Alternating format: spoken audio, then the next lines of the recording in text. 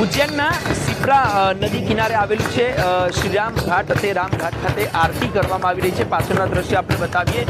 રોજ સાંજે અને સવારે બે ટાઈમ આ આરતી કરવામાં આવતી હોય છે। આ મહાઆરતીનું આયોજન છે તે વર્ષો વર્ષથી ચાલતી આવી છે અને મહત્વનું કહેવાય છે કે ઉજ્જૈનનું આ જે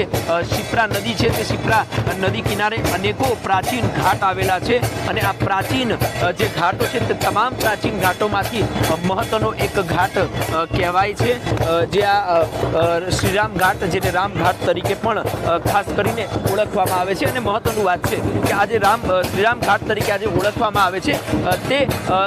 ઘાટ પર જ વહેલી સવારે અને સાંજે બે ટાઈમ જે છે તે ખાસ કરીને આરતીનું આયોજન કરવામાં આવે છે અને આજે આરતી જે છે તે આરતી જોવા માટે દૂર દૂરથી જે ભક્તો છે તે ભક્તો આવતા હોય છે।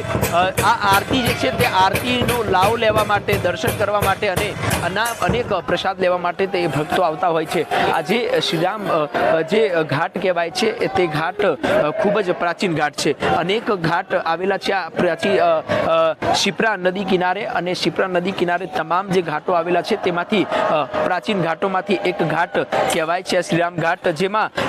કુંભના મેળો જ્યારે ભરાય છે ત્યાં ભક્તો મહત્વનું છે કે અહીંયા સ્નાન કરવાનું વધુ પસંદ કરે છે। 12 વર્ષમાં એકવાર ભરાતો આ કુંભનો મેળો અને કુંભના મેળામાં જ્યારે 12 વર્ષમાં એકવાર જે કુંભનો મેળો ભરાય છે ત્યાં ઘાટ પર ભરાય છે અને તમામ ભક્તો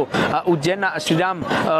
ઘાટ પર આવે છે અને શિપ્રા નદી કિનારે આવેલા શ્રીરામ ઘાટ પર આવી અને તે લોકો જે છે તે ભક્તો જે છે તે અહીંયા આવીને અને તે ખાસ કરીને તે નદીમાં સ્નાન કરે છે। ત્યારે આજે શિપ્રા નદીના શ્રીરામ ઘાટ ખાતે જ્યારે ખાસ કરીને જે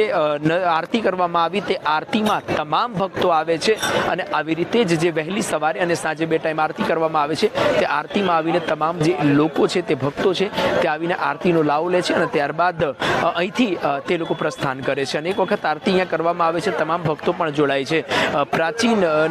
ઘાટોમાંથી એક ઘાટ છે આ શિપ્રા નદી કિનારે આવેલું શ્રીરામ ઘાટ।